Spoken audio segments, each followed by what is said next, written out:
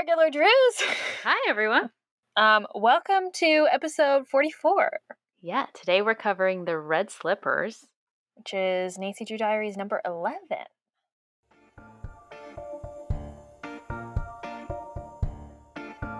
Well, aren't you a regular Nancy Drew?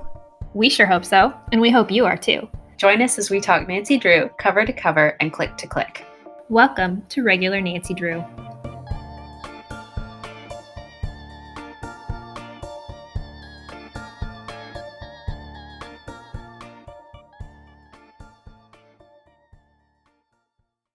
This was published in 2015, so not long ago, feels like. Yeah. I guess it's 7 years, but could have been yesterday. Oh, yeah. Don't come for me. What did you think of this one, Kori? I loved it. Me I thought it was great. too.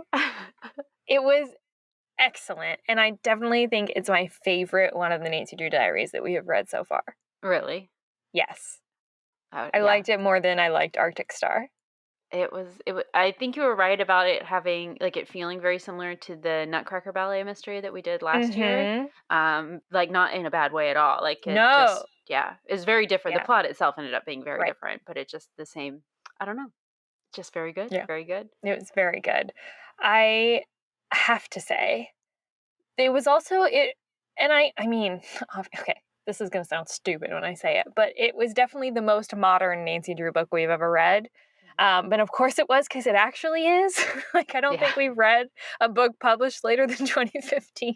So no, definitely not. So it literally was, but it felt that way too. Yeah. You know, they mentioned Twitter in this book, and okay, I about had an aneurysm because there is an app that gets put on Maggie's phone called TikTok. Oh, I know. I was like, how did they? But. And I looked it up, and TikTok was actually released in 2016. Mm-hmm. So I was like, okay, so not the same TikTok, but still it's supposed to be like a clock app, not TikTok, but it's not TikTok. But I was like, oh my God. It's an hilarious app on a phone today. called TikTok. What year is it? You know? Yeah. Like you were saying with the... Oh, sorry. No, you go for it. Oh, like you were saying with the last episode, I feel like this one is very self-aware as well. We had a lot of really great moments, really, especially when it came to George. I feel like this was really George's time to shine with the book. Interesting. It's been the best, in my opinion, the best representation of George that we've seen so far. And I think a ballet setting is the right way to do that, because we have this traditionally very girly girl activity almost that George is. She just has a lot of really good moments in talking about gender roles and how they have affected her, and we see her have this emotional reaction to other people being kind of forced to get into a box of either you're the girly girl activity or you're not, and there's no, it's just excellent. So we'll talk about that, I'm sure, later. I didn't even really. I mean, of course I read that and I noticed that. I didn't really consider it in a frame of George, which is, so it's very interesting that you say that. But I was going to bring up how great this book is for Ned. Oh, yeah. And we'll have to talk about that in depth, because I just have to say, I never thought I would be attracted to Ned Nickerson. Oh. Today's the day, apparently. This book had me fanning myself for Mr. Nickerson. I mean... He was great in this one. Excellent. So I'm very excited to talk about that. Yeah, I just feel like all around, it was just great for all of our characters. Bess, too. I know. Bess really pulled at my heartstrings in this one as well. So, so just excellent. Excellent. The plot was good, too. It was not super straightforward, which is a masterpiece when you consider they have to write this children's mystery in less than 200 pages, you know? Yeah. Way less formulaic than what we're used to, I would say. Right. So quite an accomplishment. Props. Yes. Props, Simon and Schuster. I think my only critique is the title, The Red Slippers. Yes! I don't Again! remember any mention of the shoes being red or the color of the shoes being I significant know. at all. It's just And they're red, I guess. it's such a that's such a failure too, because it would take one sentence. It Yeah. would take one sentence to be like, the famous shoes that Maggie has from this dancer or whatever are red. Like, Yeah. just call them, these red slippers are my, just make one sentence, one phrase, one dialogue line of Maggie saying something about these red slippers, and we'd get it. Right. But we just couldn't get it. And they're doing Sleeping Beauty, which is not a show that Has red slippers. necessarily calls for red Right. slippers or is famous for that. Where I mean, there's plenty of roles in other ballets where it's oh, the shoes call for a different color, so you have to paint them or whatever. It would have been easy to work that in, but no, you're right. It's just meh. But whatever. That's such a small thing to critique. Maybe It's maybe gotta that was be. intentional with It's Scarlet gotta Slippers. be because that's what that's the only thing I can think of, is that it has to be a callback to the mystery story, the Scarlet Slipper mystery. But I don't know why, because I don't remember that one. So we'll have to come back and read that one and see. Yes. But yeah. Very good. Well, 3 words? Oh, well, I mean, ballet, obviously. Not Obviously red, ballet. though. Yeah. I'd say friends too. Yeah. Like friends, friendship. Mhm. The good ship, friendship. Yes. Maybe we don't need 3 words. Yeah. Maybe it's just those 2. Sabotage, I guess. Friendship. Injuries. I would say, no, you know what I would say is, I would say what's the good word to describe it? Credibility, or skill, or accomplishment. Okay. So much of this book was about prestige.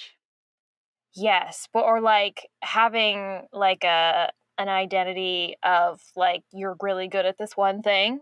Mhm. You know what I mean? With the ballet, but also with Nancy, but that's Bess's whole struggle in this. Oh, yes. And I don't have anything that makes me me, but I don't know what a word Identity. is to describe that, Mhm. Yeah. Oh, yeah. Well, that works. Something like that. Yeah. You come up with it, regular Drews, and you tell us what that word is. You'll know Friendship, what we're ballet, saying. and then that. Vague identity. Oh gosh, no. Yeah, what is the word? This I is don't gonna know. bug me. Maybe we'll come back to it and we'll remember. Hopefully. We'll think of something. Well, that's all right. Okay. We ready to dive in? Yes, we are ready. Okay, so we start off, and Bess, George, and Nancy are out running errands. And they decide to make a stop at Coffee Corner, which, by the way, we learn is where George works. This is probably the first. Well, no, I'm sure there's been other mentions of them having jobs, or George Right. having jobs, but Yeah. nice. I just was like, nice, cool. George works at the Coffee Corner. Love to hear it. She's a barista. Appreciate Nice little it. detail inserted in there. Uh-huh. They're kind of talking. Bess has been acting weird, and Nancy's like, why, what's going on? And Bess just explains that she's upset because she feels like Nancy, George, and even Ned all have these discernible skills and hobbies, and she doesn't. She doesn't feel like she has something that makes her special, or some skill, right? Yes. And I know it's really sad. But Nancy and George try to reassure her, no, you're special to us. You have so much about you that makes you special. They were saying all the right things and everything, but But then an old friend of Bess and Nancy's, Maggie Richards, walks into the cafe. Maggie happens to be a supremely talented ballerina, and she used to dance at the same school that Nancy and Bess did when they were little. And Maggie is so talented that she was actually scouted for a prestigious ballet academy, which she now attends. She's now in town, again, performing in a touring production of Sleeping Beauty that her dance school is putting on to give its students an idea of what it would be like to tour as a working dancer. She also says that this performance in River Heights could be a big break for her because it's rumored that this famous ballet critic named Oscar Levine will be in attendance. And if she gets a good review from him, it could really help her if and when she auditions for a professional ballet company. And then Maggie kind of announces like, oh, after catching up, it's been really great to see y'all, but I really have to go because I don't want to be late for rehearsal. My teacher is really strict. And if I'm even a minute later than 3 p.m., it's like bad news bears. And then George looks at her watch, which is, of course, like satellite watch synced to, I don't know, it's like very accurate. She's like, oh, it's 3:10 right now. And Maggie shrieks and exclaims that her phone says that it's 2:10. So interesting. So her phone clock is wrong. So Nancy offers to race them all over to the theater as quickly as she can, because if Maggie's over 20 minutes late, then she won't be allowed to dance in the next show, which would basically ruin her career. Right. So on the way, George is like investigating Maggie's phone because George is our tech savvy gal. And she discovers an app that's been installed on Maggie's phone called TikTok. We were just talking about this, that allows you to manually change the time on your phone. And Maggie says she didn't install this app, but she knows who did. It had to have been her understudy, Fiona Scott. Because apparently things have been happening throughout this run of Sleeping Beauty, including like her wig going missing right before the start of the show, causing Fiona to get to go on because apparently her wig was too small for Maggie. I don't know. And what then wig Maggie are you wearing that makes you not able to dance? Whatever. I know. I feel like you can just go on with your real hair. I don't know. Or, I mean, I don't understand how a wig can really be too small. Right. It also seems like you could it might not be ideal, but you could probably work with a too small wig. You know what I mean? But I don't know. Did they each have their own wig? Did they have like one I guess costume so. for this role? I can't imagine that they would have like two No, it different seems like they sets of each costumes, which is weird, well, if they're right? if they're different sizes and they have to Sure. be altered to fit them, but Yeah. I guess we don't really know what the costume situation is. But the No, a wig lot being of too the small is time just it's like- weird. Yeah, it is weird. It is weird. It's like how big is your head I mean, that obviously, you can't fit into this wig for just an hour? You know what I mean? Like, right? I yeah, don't know a lot. I mean, I don't know everything about this, but I don't right. I don't know that you wear a lot of wigs. In, You whatever. would think, yeah, because it wouldn't be super easy to dance in something that could just fall off your head when you're spinning, you know? Right, Yeah. exactly. And usually, especially for smaller companies, it's like they have one costume, and so if Mm-hmm. you don't fit, you're just wearing a costume that doesn't fit. Like that's it. You can try to alter it or like do things to like make it work, but like they're not gonna order a second costume Right. just for an understudy. Like that's Right. not. Yeah. So. Yeah, that's odd. And also it just seems like if the wig doesn't fit, like it doesn't fit to your head, you could just pin it. Like you could just pin it in place, which you would do you're anyway. supposed to. Yeah. Right. So it's like, I don't know. Whatever. That's the thing. She lost her wig. She couldn't go on, so Yeah. Fiona had to go on for her. And then there was also an incident where Maggie kept getting like a wake-up call every 2 hours the night before a performance, causing her to pass out from exhaustion backstage. And That's so again, extreme. Fiona got to go on. That is very extreme. Yeah. I'm like, I mean, like, I understand being really tired, but being so tired that you pass out from exhaustion. I mean, I know dancing is physically exhausting, and so I'm sure that has something to do with it. But I just can't imagine a level of tiredness where you don't go on stage. You know what I mean? I don't know. But anyway, it also seems like 2 hours wouldn't cut it. It seems like you would have to do a wake-up call every 30 minutes. Right. To really prevent someone from getting any sleep. But you could get a REM cycle in 2 hours. Yeah. Whatever. Yeah. Whatever. Anyway, so it seems like Fiona has been causing this so that she gets to go on and perform, and Maggie doesn't. So, but there's no concrete proof that Fiona is actually the one who did these things. And also Fiona's parents are major benefactors to this dance school, so it's like even if she did say something, it probably nothing would come of it. Right. But so they managed to make it to the theater just in the nick of time, but her teacher is so incredibly angry, and we have to talk about her dance teacher later too in a major way. He grabs Maggie by the back of the neck and like leads her, like pulls her up to the stage, telling her that, like, she better prove to him in this rehearsal that she's better than Fiona, otherwise he's going to let Fiona dance tomorrow. Mm. So Nancy, Bess, and George they stay and they watch the rehearsal. And while they're in the audience, they meet Sebastian, who is the piano. And then we had such a hard time with this word in the the Nutcracker Ballet mystery. Accompanist? Is that Oh, right? yeah. Accompanist? Accompanist. Yes. Yeah. Piano accompanist. Something. He plays the piano. He's the for piano the show. man. He says that the director, Jameson, the one who grabbed Maggie by the neck, also has a lot riding on this performance because he really wants to be a choreographer. And if the critic likes this show, it could open doors for him to kind of get on that career path. He also tells us that Maggie really is the only one who can actually dance this role. Fiona is just not as good. So it's kind of like an empty threat from Jameson because Fiona is never going to be as good as Maggie. Did he choreograph Sleeping Beauty? No.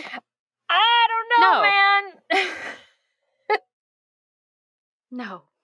Yeah. Why would his choreography skills come into play on a ballet that's like very, very, very widespread, very popular, and not something that he choreographed?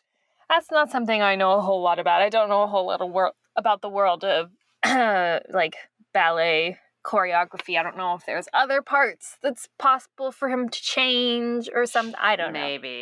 Maybe it's just like a take on Sleeping Beauty. I don't know. Well, okay. Sorry. Anyway, but yeah, interjecting. Who knows? No, I appreciate it. Your dance experience definitely comes into play here in a major way. So appreciate your expertise. It does. I mean, every company is different, obviously. So I can't assume too much, but yeah. Mm-hmm. Yeah. Anyway. So as the girls are walking out of the rehearsal, they run into Miss Taylor, who is their old ballet instructor. And I gotta say, immediately off the bat for me, I was like, it's Miss Taylor. After meeting her, I was like, this bitch did it. Yeah. Nothing has even happened really yet, but this bitch did it. But anyway, she didn't. I mean, well, we'll see. We'll see. Yeah. But they run into her, and she seems a little awkward when they start talking to her about the show, but it's not really clear why. But she does ask the girls to hang up posters for the show around town for her, and they agree because apparently she's promoting it. I don't know. Whatever. As they are exiting the building with their posters, they're going to go hang some up outside, they overhear a man shouting at his son, named Colin, about dancing. And it's clear that he's very upset that his son is dancing ballet and he doesn't want him to attend the rehearsal because he thinks it's like this girly activity and he doesn't want his son to like wear tights and act like a girl. But his son really gets to George. Yes. This is a big issue for her the rest of the book. Yeah. And rightfully so. Props to Colin, who really sticks to his guns and is like, no, I'm going to be a professional dancer. I'm going inside to attend, rehearsal. But obviously George is very upset at this, and that kind of comes into play later as well. The girls unroll a poster to hang on a pole outside, but then they see that the picture on the poster, which is of Maggie in an arabesque, being supported by Colin, who plays the prince, Maggie's face has been violently scratched out. Interesting. Huh. So it looks like they're all scratched out, and so someone must have altered the original photo sent to the printer. It's not like a physical scratch on the poster. It's like the photo that was printed on the poster was scratched out. Right. So the girls decide to investigate because whoever this person is could be violent, because clearly this scratching thing is kind of a, red flag, right? Right. So Maggie did kind of specifically ask them to not investigate Fiona because she was like, there's just a couple performances left. I don't want to cause drama. We'll just finish it out and, it's no big deal, right? But Nancy says she can keep her word to not if she doesn't specifically investigate Fiona, just the poster. Right.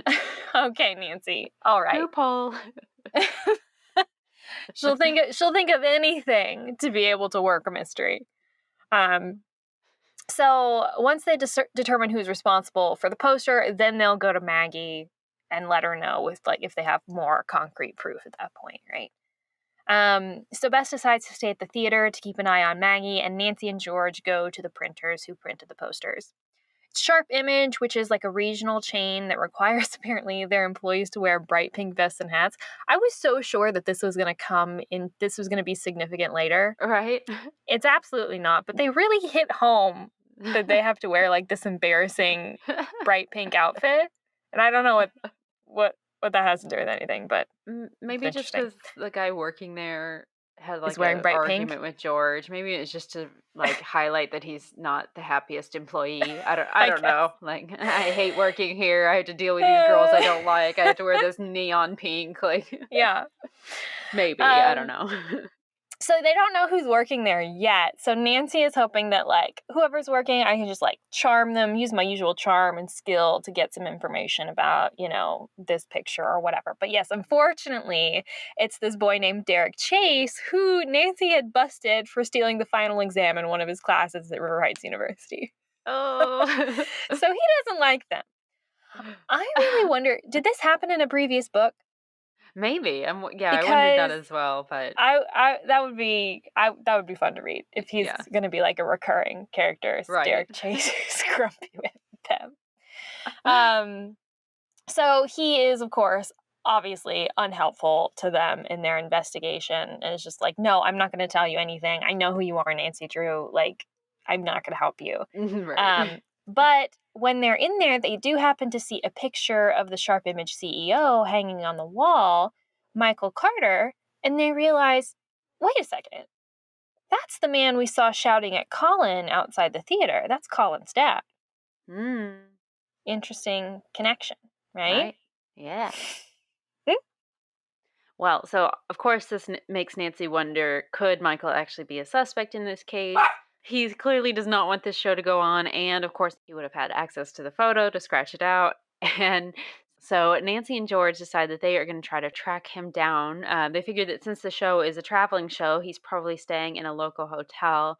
And there's 7 hotels in town that they figure would probably be where he's staying. So instead of just calling and asking if he's staying there, because of course staff are probably not going to tell Nancy anything, she decides to call all these hotels pretending to be Michael's wife and just have this frantic story oh, my husband is staying in a hotel somewhere and I don't remember which one, but our cat is stuck in the chimney.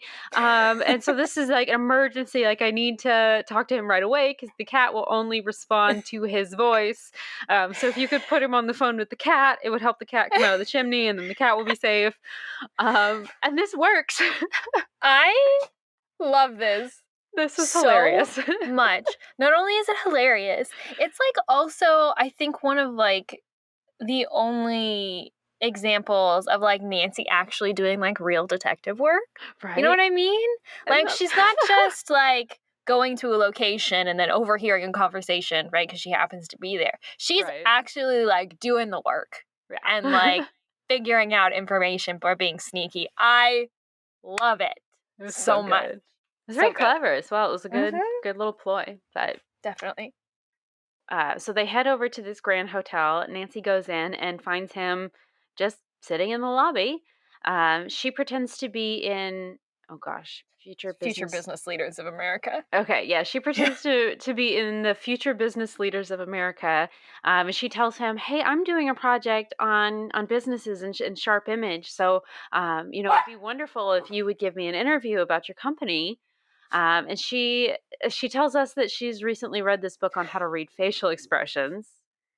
This is ridiculous. I know. So she's talking to him, trying to get a baseline understanding of what his facial expressions might indicate. So then she's already worked this out in advance with George. 5 minutes after she starts this interview, George comes in and starts loudly asking the staff if she can hang up one of the ballet posters in the lobby. They tell her, no, sorry, no advertising here. But Nancy doesn't really care about that. She just wanted to see Michael's reaction whenever he sees the poster. He seemed angry and embarrassed, but not surprised to see this poster. And she thinks that maybe he would be surprised if he was the one responsible for sabotaging the poster. Like, why are they still hanging these up? But Right. since he really didn't make any facial expressions otherwise, I guess that he Mm-hmm. doesn't think anything of it. So back in the parking lot, she's explaining all this to George, and she says, I'm not 100% sure, of course, but I don't think it's him. But then they get a frantic call from Bess that something Oh God. terrible has happened at the theater. Oh. So we head back to the theater right away, and we find out that Maggie's dressing room and all the contents in it have been destroyed. Beth says that she had her eyes on Fiona the entire time, so it couldn't have been Fiona like sneaking off to the dressing room to do it. Possible that she recruited somebody else to do this for her, but who knows? Maggie at this point does change her mind, and she's like, you know what, Nancy, please, will you investigate this for me? Check out Fiona, do what you have to do. So then at this point, Nancy, Bess, George, Maggie, and Sebastian, our piano man, decide that we're all going to go out to dinner. Bess starts to have this like Mm-hmm. inkling feeling that maybe there's something going on between Maggie and Sebastian, and even like indirectly asks them, she's like, how long have you guys been together? And they're like, oh, no. Yeah. We're not together. We're just really good friends. We've just known each other for a really long time. So yeah, kind of weird. They actually say too that they're actually dancers at their school aren't allowed to date because Yeah. Jameson thinks it's a distraction. So like they wouldn't even if they wanted to, which kind of makes me think, well, you do want to, but yeah, it's just Yeah. interesting. That's a Mhm. weird rule. I feel like that's a weird rule, and it's like kind of extreme, but Okay, well, the whole thing I want to talk about with Jameson is that he is like abusive and exploitative. yeah, controlling. Uh-huh. Oh my gosh, I want to like run But anyway, these girls' lives and guys, but it's creepy. Sebastian's also not one of the dancers, so why would it be against the rule for a non-dancer and a dancer to date each other? No, Dancers I aren't just allowed to. think Oh, I no think dating dancers at just all. aren't allowed to date at all. Oh, I thought Right. I read it as like can't date each Can't other. date each other. Yeah. Oh, okay. Well, that's even worse. Sorry. Yes. It's Um, definitely worse. gosh. Well, but we go to dinner and we learn that Fiona's friends that are basically acting as like her little mean girl cronies that follow her around. It's really weird. But their names are Evelyn Young and Nicole Rush. Nancy starts talking to Sebastian about why he plays piano for this group and how he got started. And he says basically he's been doing this for his whole life. His older sister, Veronica, who actually used to be with this company and is the only person from the company to go on to the American Ballet Company, this big one in New York. She would practice ballet all the time, so he just started playing piano for her. But then once she started getting more serious about it, he actually started playing the piano for the whole company as well. We learned that Veronica, the sister, is basically Maggie's idol, and they were really close friends, like when they were dancing together. And it's just like basically Maggie's dream is to be, the same, to go down the same path Veronica has with like being so successful and making it into this big company. But we also learned that Veronica hasn't been returning any of Maggie's texts or emails recently, which is uncharacteristic, and it seems kind of like a sore spot for Sebastian and Maggie, and it's just kind of weird. So they change the subject. This is when we learn that they are, in fact, are not together. They say that they are more like siblings than anything. But then they get the check, and Nancy goes to pay, and she finds that there is a note underneath the bill or whatever. It says, "For your own sake, don't dance tomorrow." Mm. All right. Okay. Well, then we get this really weird scene where Nancy goes and like confronts the waiter about like Yeah. who left this note, and like was it you, who else was in here? And he's like, you know what, lady, whoever was it, like it must have been your friends. And she's like, that's weird, I didn't notice any of these other dancers when we came in. I guess they all have like matching warm-up gear or whatever that they're wearing, and they see someone in the same sweatshirt or whatever that are actually like the people that they see are like leaving when Nancy notices that they're even in the restaurant. So she decides to go chase them down in the parking lot to get a glimpse of who it was that might have slipped the note under the bill. And she's able to, like, gosh, this is a Yeah. ridiculous scene. Yeah. Just to like race through the snow. Yeah, like climb through snowbanks in the parking Drifts, lot, and like, yeah. yeah, it's just ridiculous. But she does eventually like catch up with the car that's leaving, and she finds that it's Michael driving the car, and there is a girl in the passenger seat with him. But to her knowledge, Colin doesn't have a sister, so who could this girl be that's like wearing this dancer sweatshirt in the car with Michael? Very strange. Very This strange. ooked me out, I have to say. Yeah. I was like, gross. Right? Yeah. Why are you driving This is teenage girls around that Yeah. you're not related to? All right. Well, they head back to Maggie's hotel so that Nancy can warm up a little bit after her chase through the snow. Sebastian makes some disparaging remarks about Nancy's ability to solve the case. It's like, you're not a part of this world. You'll never get it. Like, you'll never be able to solve this. And like, Ability. That's the word. ability. There we go. Ability. That works. Friendship, ballet, and ability. There we go. Yes. So Nancy evidently just does not have the insider knowledge that she needs in order to solve this case successfully. Nancy's a little offended by this, and she's like, well, maybe I do know a thing or two about mysteries, and just because it's in a setting that I'm not familiar with doesn't mean much, or whatever. And he starts to tell Maggie that, this note kind of feels serious. Like, maybe you should just let Fiona dance tomorrow just to avoid possibly getting injured or something dangerous. Like, maybe you should just bow out. And Maggie's like, no, absolutely not. I will be going to dance tomorrow, and I will be rehearsing today as well. So yeah, so Nancy is like, Maggie, you know what? Don't worry. Best George and I will be there for the whole thing, whatever you need. Yikes. Yeah. Yikes. Yeah. So the next day at rehearsal, unfortunately, it is a closed rehearsal. So the only way that Nancy, Bess, and George can attend is by like posing as a part of Miss Taylor's ballet class, who have previous permission to attend to like warm up with the dancers. Yeah. So Nancy does her best, and she like disguises herself as a dancer and like stays in the back, right? Because obviously it's been God knows how long since she has danced ballet. Right. Bess and George managed to like pose as like backstage people, and I really don't understand why Nancy couldn't also do that as well, but whatever. We needed Nancy in a leotard, that's why. So Nancy is like warming up with the dancers and everything, and she overhears Evelyn and Nicole, remember Fiona's cronies, talking about wanting to take Maggie down a notch like she was taken down a notch yesterday. Okay.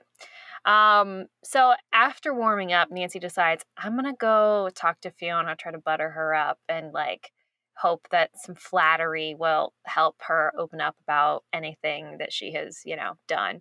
But Nancy calls Fiona a better dancer than Maggie to like Fiona. She's like, oh, you're so much better than Maggie is. I have no idea why, you're not allowed to dance instead of her or whatever. Fiona flat out goes like, you're insane. Maggie is a phenomenal dancer. She's so much better than I am. I could never do what she does.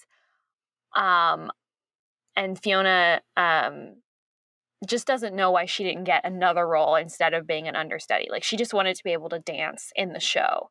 Yeah.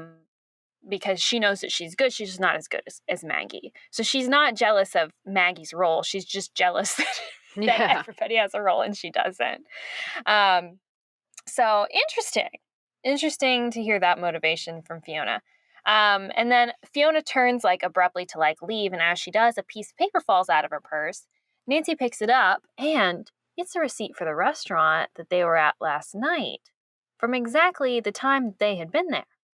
So seems like Fiona was the girl with, Michael Carter there last night, but like, why the heck would she be with Mike Carter?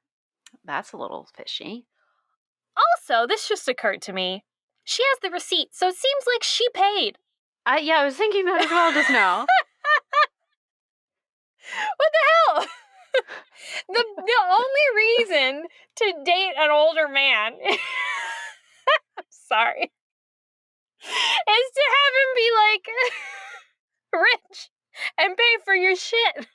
This CEO and an 18-year-old girl go out for lunch, and the 18-year-old She girl pays for pays. lunch.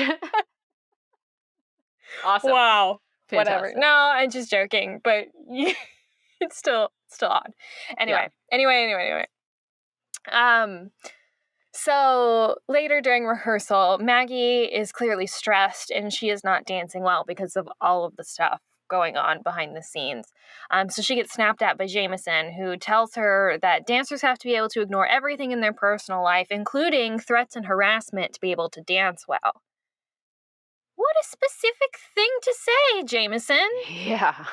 How do you know that Maggie has been suffering threats and harassment? Could Jameson be responsible for this as, like, a way to, like, test and, like, prepare Maggie for, like, the pressure of, like, professional dancing? Weird. Bess also brings a photo of Colin from the water fountain that she had snapped while he was getting a drink. She shows Nancy that he has a bunch of bandages on his arm that weren't there yesterday, from, smashing a dressing room mirror, perhaps? And so Nancy just kind of comments that, like, with all of this stuff happening and, like, showing up to date, it seems as like they have all these suspects adding up. They've got Fiona, Nicole, Evelyn, Colin, Jameson. So Nancy decides what she's going to do to narrow it down is she is going to set a trap. Love it. Love it. I love it so much. It's so good, Kori. Yes, she's going to set a trap. That's exactly what we need. It's really iconic. This is iconic Nancy Drew behavior. You know what I mean? It's also not particularly I don't want to say characteristic. It's like not, I don't feel like we see this a lot. Nancy doesn't set traps a whole lot. She doesn't ever have to, but to see her just enact like strategy when solving a mystery is so satisfying. It's like, that's right, Nancy's a real detective. She knows what she's doing. She's always got her big plan at the end that she won't tell us about, but a trap, that is a whole different story. Right, that's right. So much better. So apparently this is the plan. Maggie has these famous ballet dancer's shoes that she brings out before every performance. Which, by the way, I was going to ask you, I didn't write down the name of that famous ballet person, but is that a real famous ballet person? I don't know that they said. Did they? Yeah, they gave the name. Oh, I didn't bring the book in here. That's what I forgot to do. It's at the beginning of chapter 8. Moira Devereaux. I'm gonna Google it. We can Google her. That's not a name I recognize, but Moira. Nope. I mean, there are definitely Moira Devereaux, and there's apparently one who is someone who has worked for or created fluid motion physiotherapy, but I don't think she's a famous dancer. No, I don't think so. Okay, anyway, sorry. If they had just been like, oh, and they were red because she danced this particular role. Right. And that's why they're lucky, and then that would have been the perfect time to just throw that in there, and they didn't. Maybe they just forgot, and they're like, maybe. They'll figure it out. They'll draw the conclusion. The shoes are red. Don't worry about it. So Maggie has these famous ballet dancer's shoes, and she brings them out before every performance and rubs them for good luck. And apparently people in the company or at the school know about them, and they're super valuable to Maggie. So Nancy gets her to agree to use those for the trap and actually spring it herself. So a few minutes later in rehearsal, we're sitting in the audience, and Maggie loudly asks Sebastian if she can put the shoes in his piano seat for safekeeping. So now everyone knows where the shoes are. And then George goes to pull the fire alarm. So at first, Jameson will not let the dancers evacuate. Oh, screw this guy. He's terrible. I mean, seriously. But Bess kind of like pulls it together and gets really stern with him and is like, you have to let these dancers evacuate right now. We're going to get such a heavy fine if the fire department shows up and people are still in here, and I'll make you pay it. Bess is awesome in this moment. Sir, this is the law. Come on. Yeah. So they all evacuate, but Nancy hunkers down in the audience and waits because she knows that somebody is going to come try to take these shoes. Finally, she hears someone coming, and then the piano bench opens. So she springs up, yelling, "Stop right there!" And it's Fiona with Maggie's shoes in her hand. But Fiona says she wasn't trying to steal Maggie's shoes. She was trying to retrieve these, and she reaches into the piano bench and pulls out a string of photos from like a photo booth of her and Colin. And in one of them, they are kissing. Okay. So Fiona is in a relationship with Colin and is trying to hide that for obvious reasons because Jameson doesn't allow dancers to date. Right. So Nancy asks if she's trying to sabotage Maggie to be able to dance in front of Oscar herself, because of all the other stuff, all the other evidence that's against her. And Fiona seems like appalled at this suggestion. She says she did some things to sabotage Maggie, like steal her wig and set up the wake-up calls before because she wanted to dance some during the tour, but that's it. She definitely doesn't want to dance in front of Oscar because that would be way too intimidating, and she knows that she would flub it, basically. So interesting. But she does know that Colin, who she's in a secret relationship with, did destroy Maggie's dressing room. Okay. But she says, but it wasn't about Maggie. He just happened to be there and he snapped and got so angry about his dad and his dad not like approving of his choices to dance that he destroyed the dressing room. Yikes. I would say red flag Fiona. Yeah. Break up with Colin. But okay. She says Colin is actually working on a letter of apology to Maggie right now about this and is going to offer to pay for everything to replace it. He's sorry. He just got super angry and out of control. Yikes. Yeah, yikes. Fiona says that's why she went out with Colin's dad to dinner the other night because she was trying to convince him to come see Colin dance because she's hoping to like repair their relationship to help Colin. Which is very nice, but it just seems like, I don't know what kind of success you're going to have with that, Fiona, but okay. She tried. But so, okay. At this point, the fire alarm stops. The rest of the dancers return to continue rehearsing, but like, now what?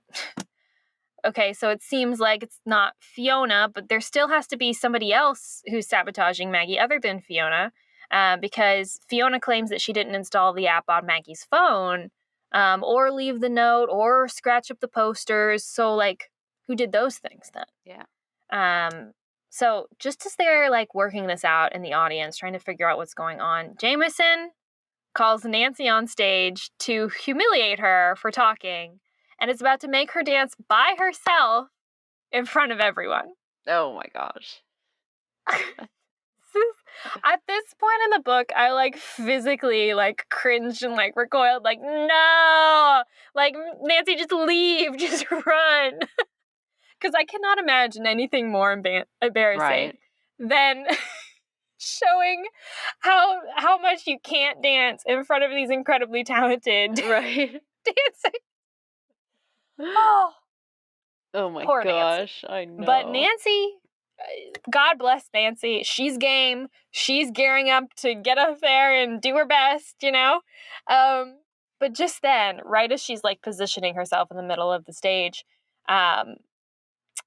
one of the giant tree set pieces comes crashing down onto the stage, and Nancy has to like dive out of the way. Saved in the nick of time by a falling tree. Yikes. Not entirely saved, though, because the tree does land on her foot. There's like an athletic trainer just in the building on site for the company. And she comes running over. Her name's Linda. And Nancy's like, oh my gosh, I've broken my foot. This is just what I needed. But Linda takes a look at it and she's like, no, you got lucky. It's just really badly bruised. So stay off of it. You're going to need crutches. But you're okay, basically. So at this point, Jameson's just like, oh my gosh, okay, rehearsal over. We got to clean up this tree off the stage. It is just a disaster now. Maggie, of course, is distraught. She thinks that this is her fault that Nancy got injured. But Nancy's like, no, you go back to your hotel. You go get some rest tonight because you really need to be ready for the performance tomorrow. Jameson, unfortunately, has caught on to Nancy being an interloper, and that's actually why he had made a point to embarrass her. And he comes back to where Linda is kind of treating Nancy, and I think Bess and George have also come and joined Yeah. her in the room now. And he's like super nasty to them. It's like, y'all have to get out. I don't. She tries to be like, no, I'm a detective. I'm like trying to investigate. I'm trying to help your show, and he just does not believe that. He's like, you're trying to ruin things. Get out. I never want to see y'all again. And Nancy, on crutches, sneaks back in anyway, of course. Love Nancy. She decides that she is going to examine the tree that fell. There's some crew members there trying to clean everything up and figure out what happened exactly, and they tell her that it was sabotaged. There was a wire holding the tree up, and it looks like it was cut probably days ago, though, and has just been slowly fraying ever since. And the fact that it fell at that exact moment just so happens, I mean, the company should have been rehearsing at that time anyway. So, I mean, how well can you really plan that if you're the one that cut the Right. wire? But whatever. But this is a huge light bulb moment for Nancy. She realizes now, actually, nobody's sabotaging Maggie. Not Maggie specifically, at least. Because again, there's no way to know specifically when this tree would have fallen or who it would have landed on at the time.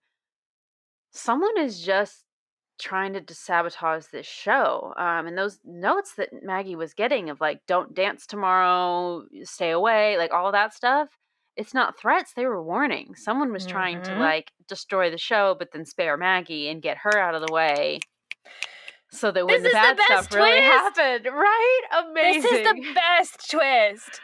I love Someone it. is trying to save Maggie. They're not trying to harm her. God, I love it.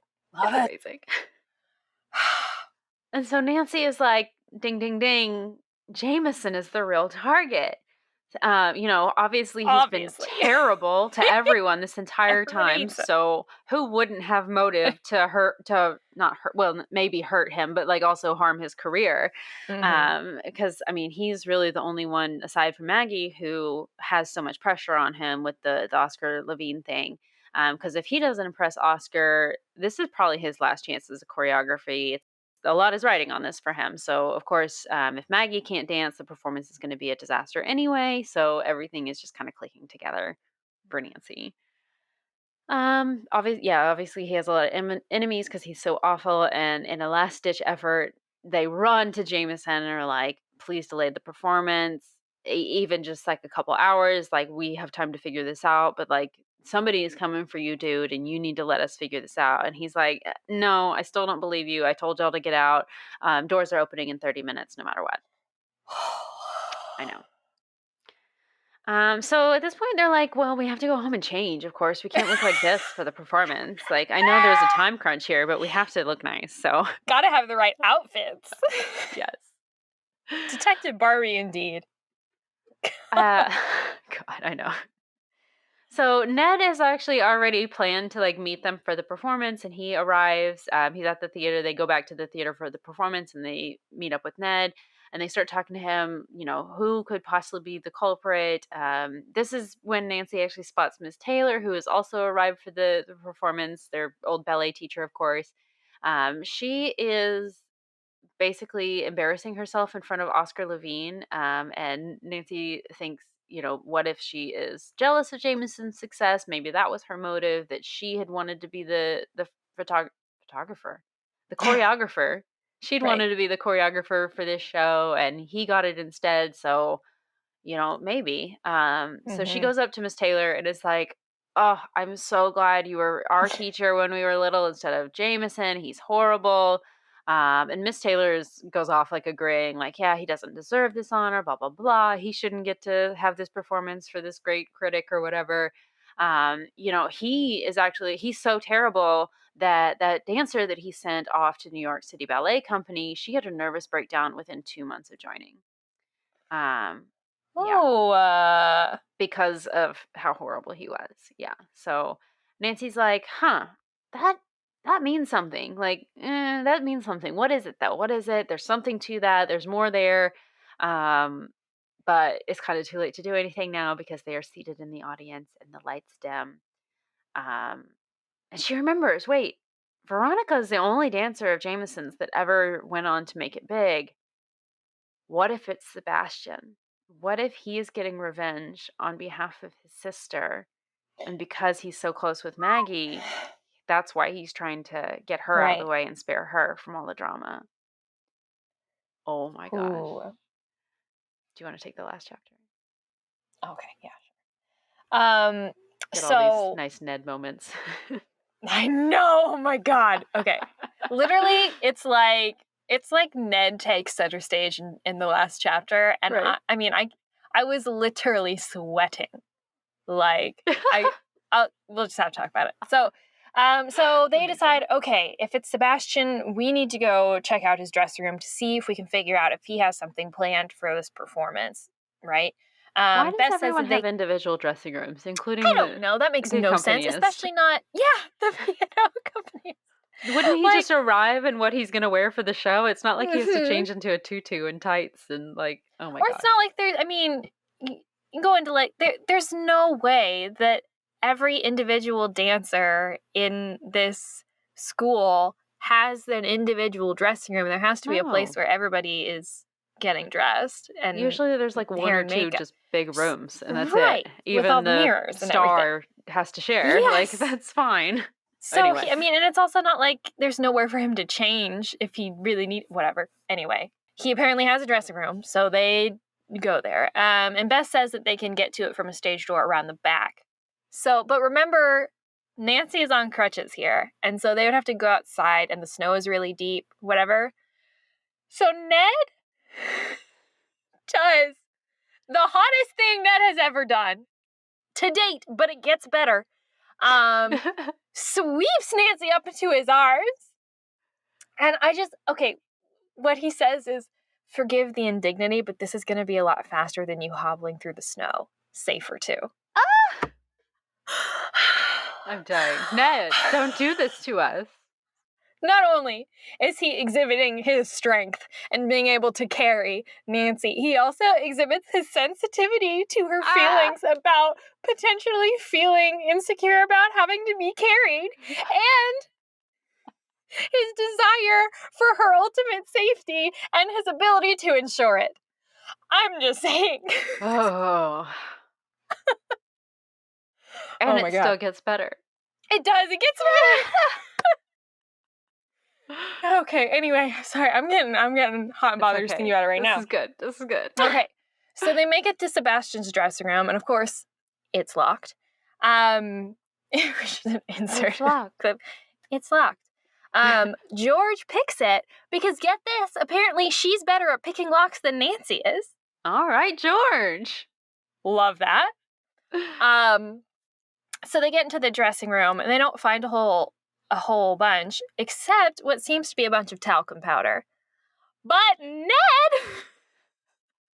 because apparently he has chemistry chops still, which I love this throwback to the original mystery series where Ned was studying chemistry in school. He identifies this as actually being, hold on one second, let me make sure I get this right, orthochlorobenzyl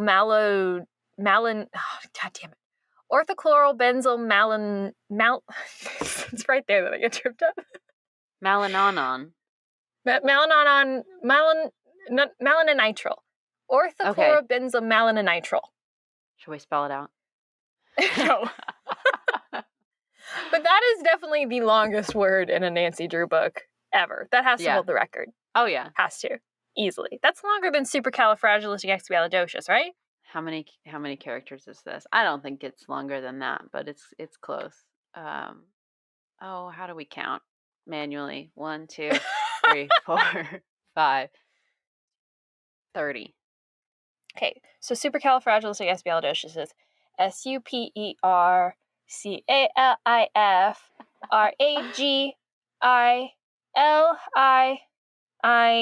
STICEXPIALIDOCIOUS.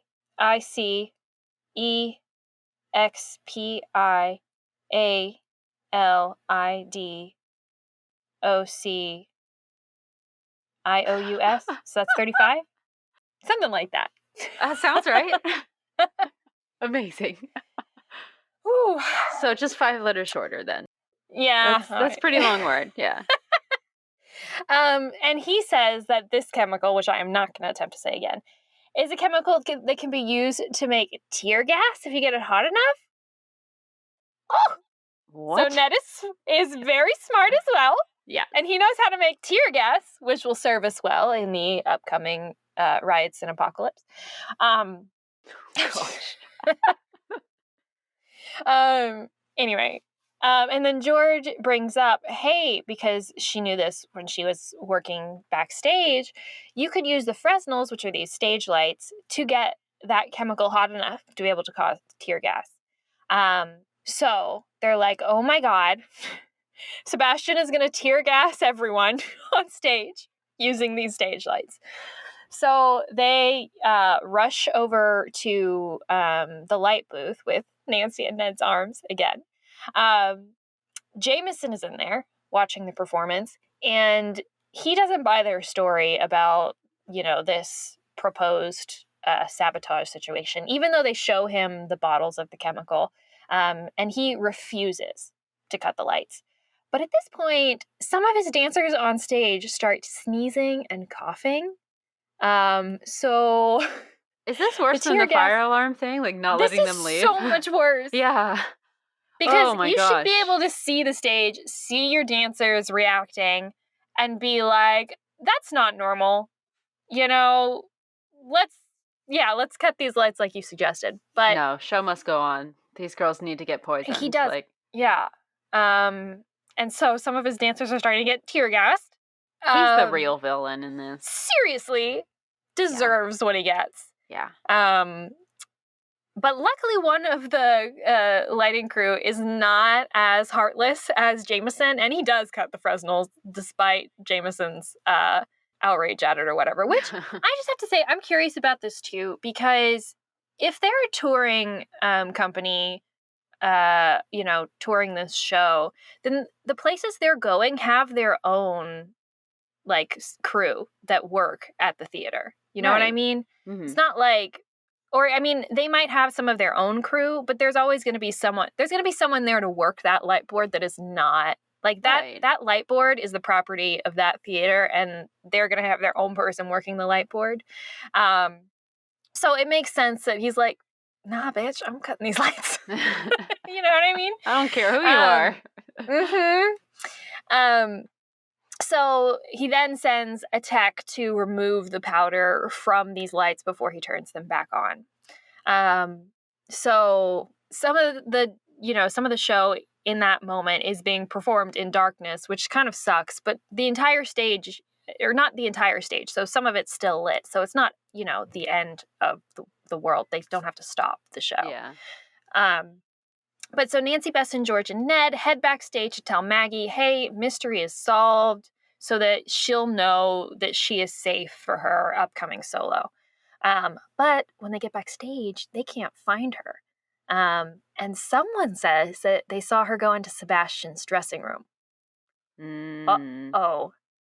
So they race over, but his door is locked. Inside, they can hear Maggie crying inside and asking Sebastian, why is he doing this? And then Ned, he says, my turn. And he kicks the door down. Ned! Oh my God. I never thought we'd see the day.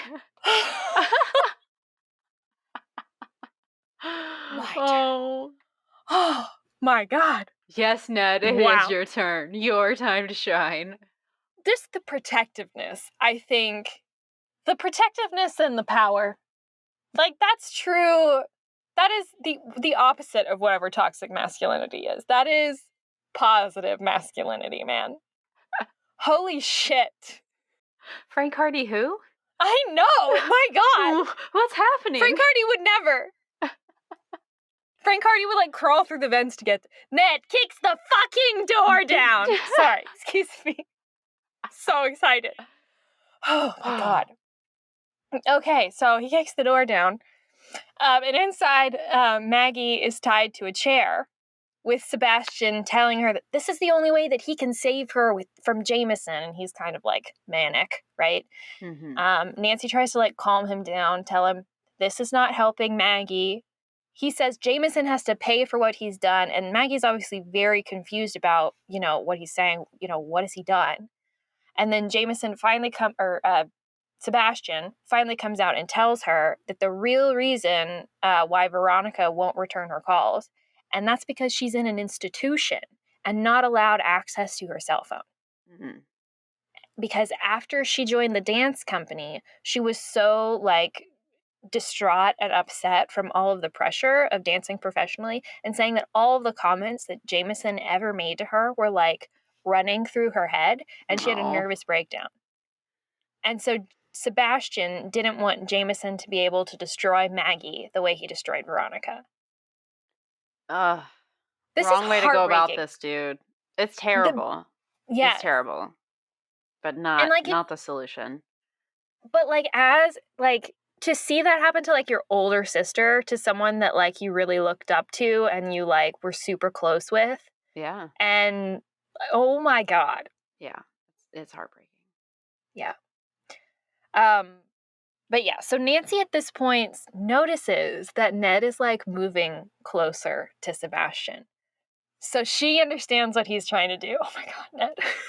I know. So she tries to keep Sebastian talking and distract him so that Ned can tackle him. Ned Nickerson. Which they successfully do and pull off. Ned tackles him to the floor, and Sebastian doesn't fight. So they untie Maggie, and she goes on to complete her solo beautifully, just in the nick of time. And Ned and Nancy wait with Sebastian until the police come and take him away. And then Maggie is congratulated after the performance by Oscar, and here we get all of our wrap up. Bess announces that she has signed up for tap dancing. Because throughout this experience, she realized how much she missed dancing. And she also says it's okay to do things not to be the best, but because you enjoy them. And then if tap dancing turns out to not be my thing, then I'll just keep trying things until I find it. Like, until I find what I want. Isn't that spectacular? Yes. What an amazing message. Everyone has such good moments in this book. This so is wonderful. Good. Thank you, Beth. And then even at the end, Nancy makes this really sweet comment about how much that, yes, she enjoys solving mysteries, but she loves being around her friends even more. No. And when I tell you, I cried at the end of this Nancy Drew book. It was like, this is the sweetest, best ending to a Nancy Drew book I have ever read. Right? Oh, it's so good. It's so good. So satisfying. What a roller coaster ride of emotion. The plot especially in this last chapter. I know, the like supposedly the victim actually really being the villain of the story, and then all this heartbreak in the process. Wow. Mm-hmm. I love it. That's and so the good. villain being the victim.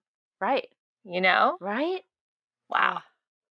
In multiple ways, because you have Sebastian and you have Jameson. Jameson, who is a villain and a victim. Sebastian, who is a victim and a villain. Right.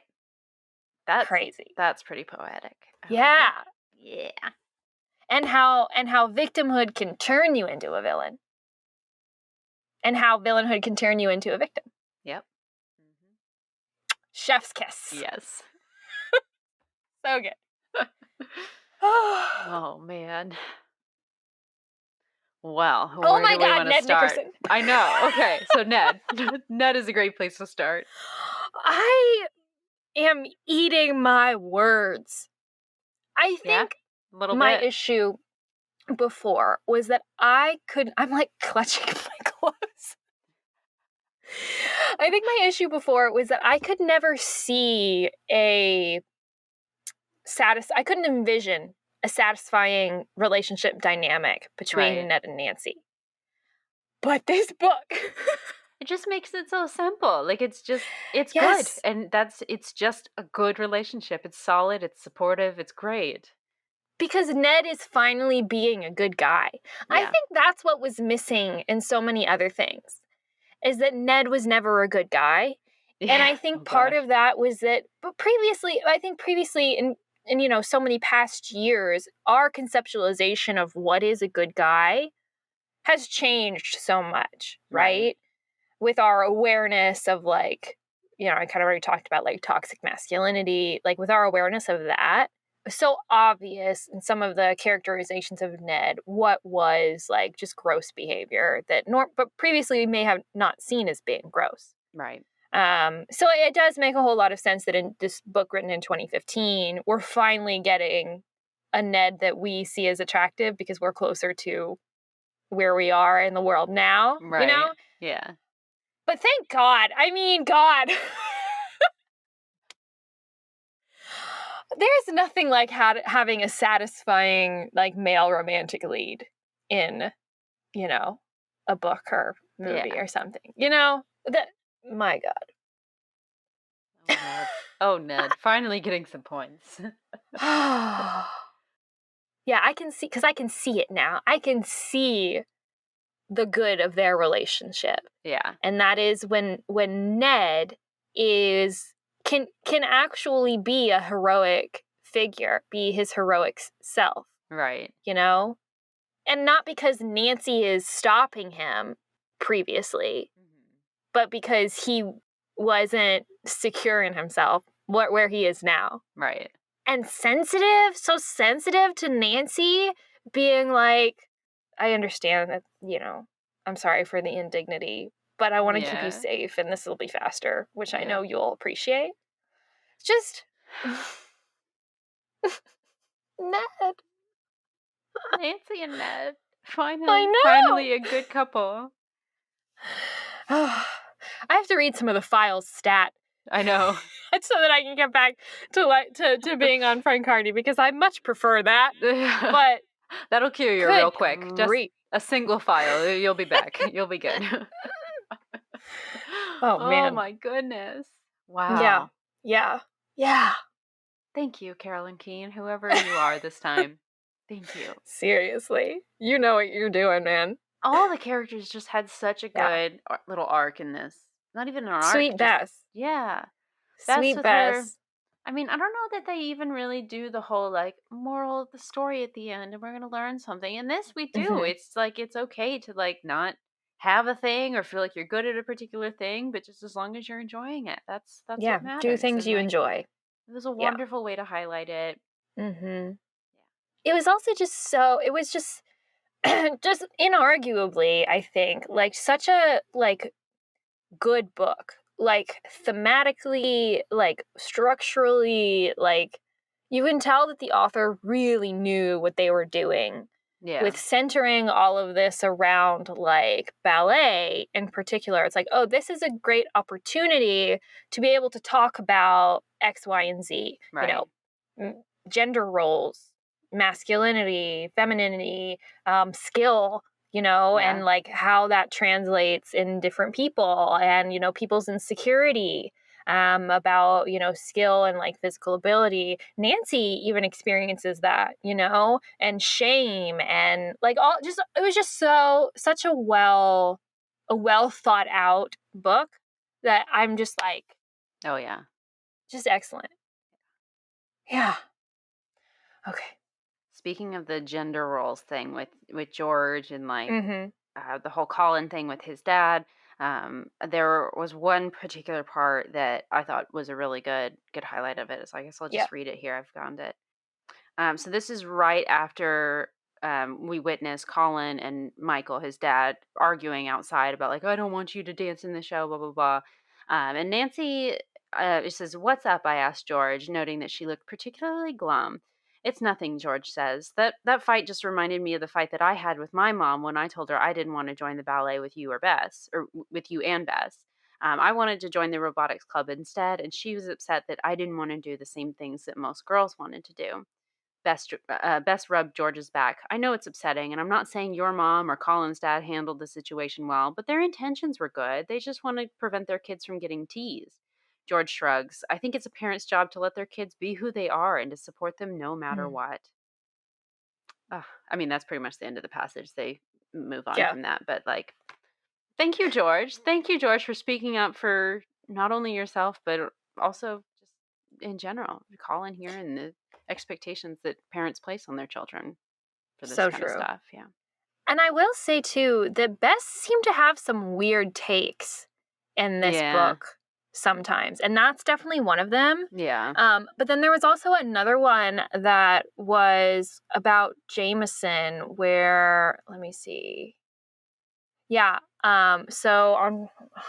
Is it when she's like, oh, he's just trying to like pressure Yes. them to work harder? He's saying that like that even because after they talk about like how Jameson had made that specific comment about even if you're like suffering like threats and like harassment or whatever, you have to like work through it. And they Mm-hmm. theorize, well, maybe Jameson's behind it and as a way to like try to, train Maggie to perform under pressure or something.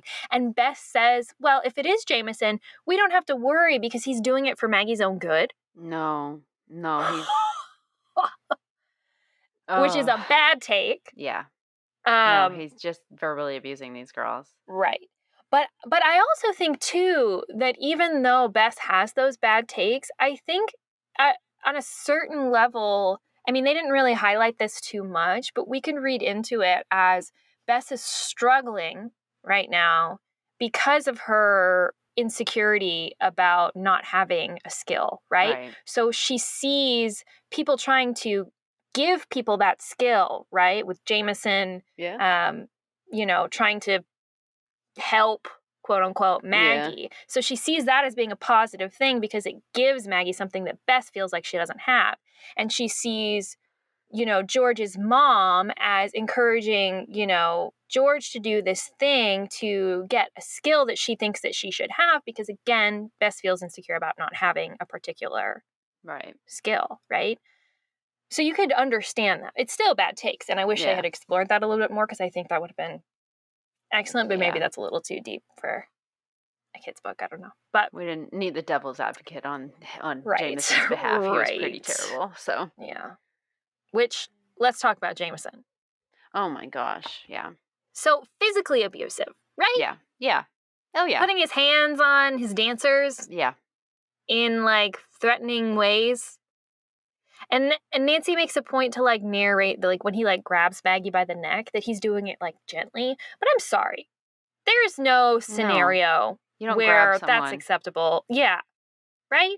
especially someone who's like there's a dynamic there of authority and power, and he like Right. this is a teenage girl. That's Uh-huh. not.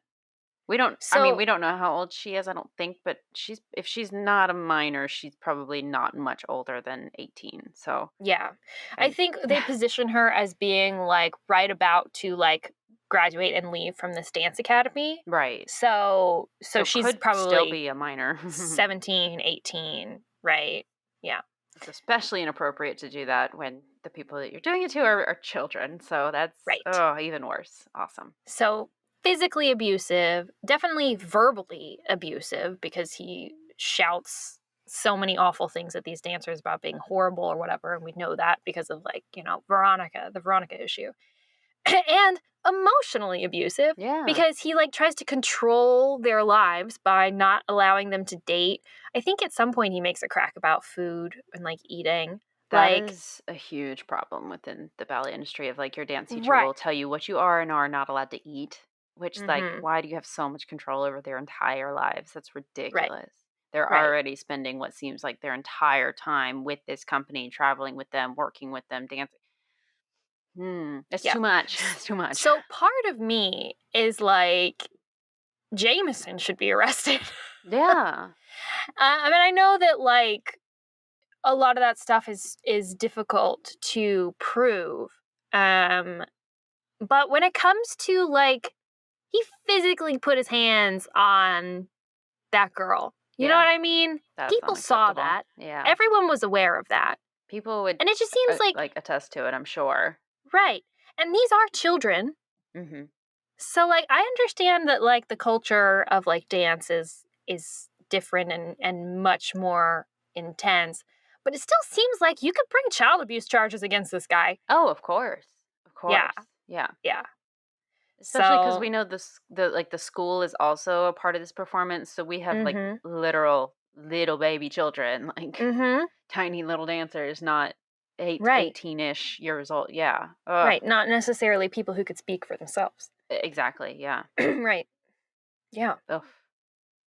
Ugh. Okay. Horrid. But luckily in the book we explain that Jameson is horrible and all the reasons why he is Yeah. horrible. Yeah. So, They're not you trying to know, pass them off as like, oh, right. They're not trying to say that this is normal. right. Yeah.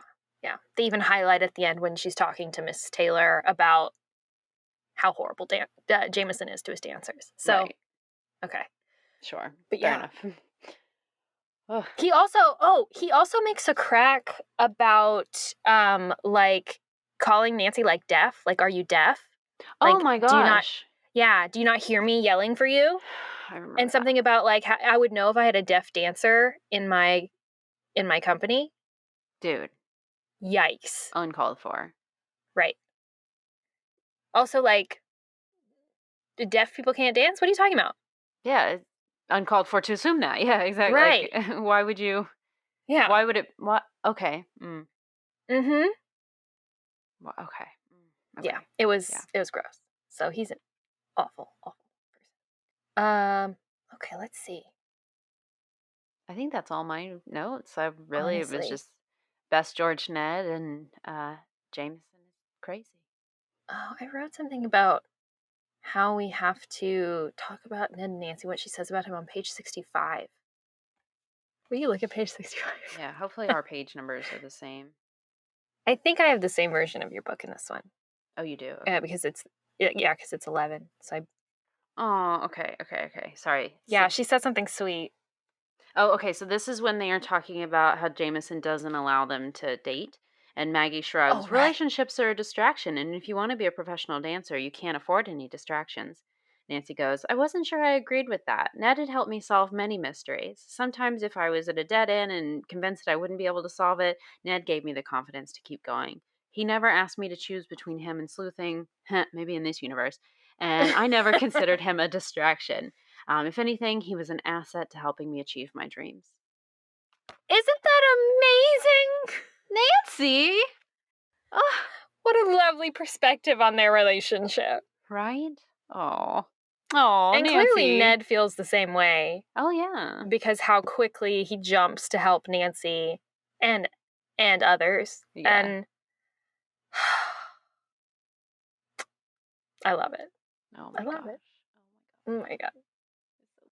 Yeah, I think that's all I have too.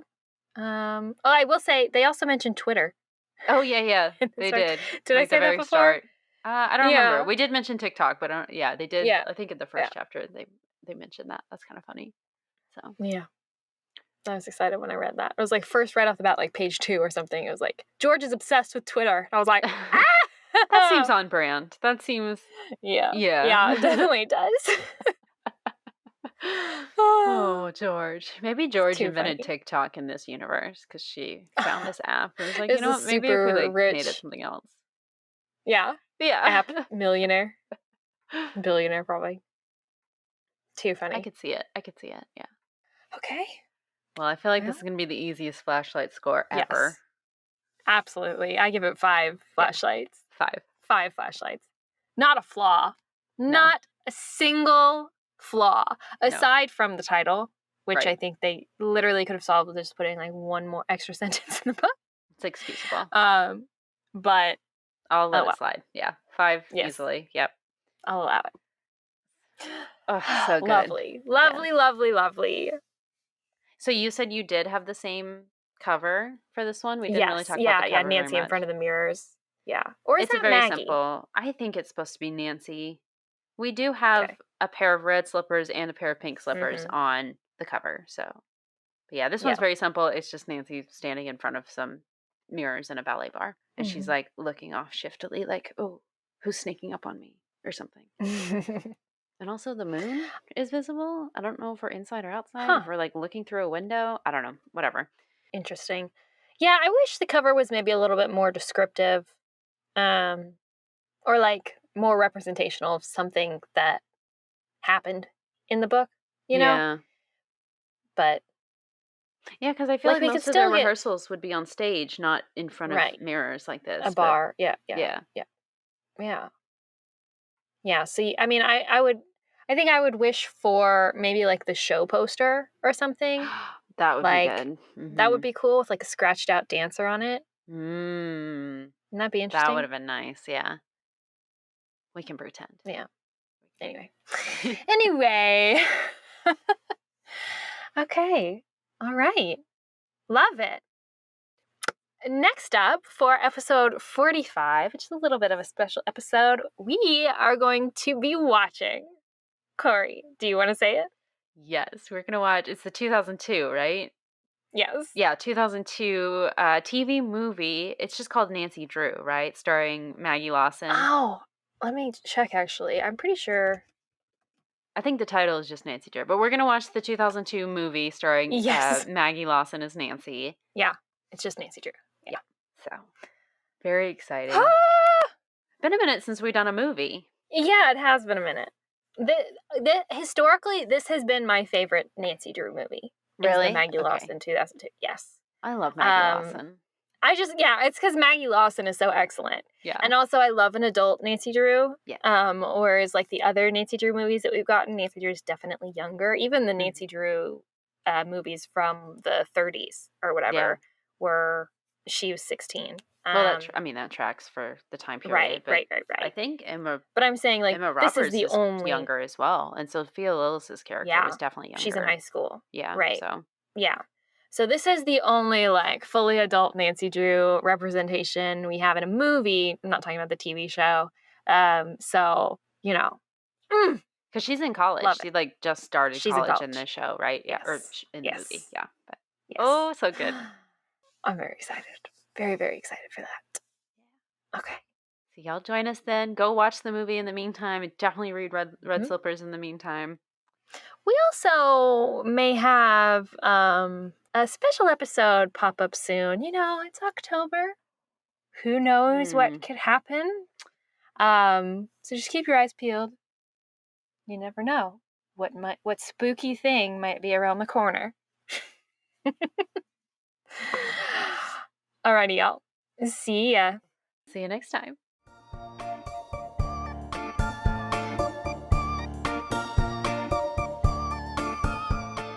Thank you for listening to Regular Nancy Drew. Email us at regularnancydrew@gmail.com. If you like this episode, make sure to rate, review, and subscribe. You can also follow us on Instagram at Regular Nancy Drew and Twitter at RegularND. You can also support us on Patreon. Patrons at the $3 level vote on upcoming episode topics and get exclusive access to our Scoop Sesh series. And all patrons receive early access to each episode as well as weekly bonus content. And to all you regular Drews out there, Thanks for listening.